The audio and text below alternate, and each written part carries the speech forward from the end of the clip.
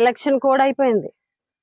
Assembly sessions ఉన్నాయి, assembly sessions తర్వాత వచ్చి ప్రకటిస్తారని చూస్తే అసెంబ్లీ సెషన్స్ తర్వాత కూడా వచ్చి ప్రకటించలేదు. కేవలం ప్రభుత్వ నిర్లక్ష్యం వల్ల, అక్కడ ఉన్నటువంటి వార్డెన్ గారి నిర్లక్ష్యం వల్ల స్టూడెంట్ చనిపోతే ప్రభుత్వ నిర్లక్ష్యం వల్ల కనీసం ఆ కుటుంబాన్ని ఆదుకునేటువంటి ప్రయత్నం కూడా చేయలేదు. ఈ రోజుటి వరకు అక్కడ ఉన్నటువంటి ఎవరి మీద కూడా ఎంక్వైరీ చేశారు, ఎంక్వైరీలో తప్పు జరిగిందని తెలిసినా కూడా ఎవరి మీద కూడా ఇప్పటి వరకు యాక్షన్ కూడా తీసుకోలే.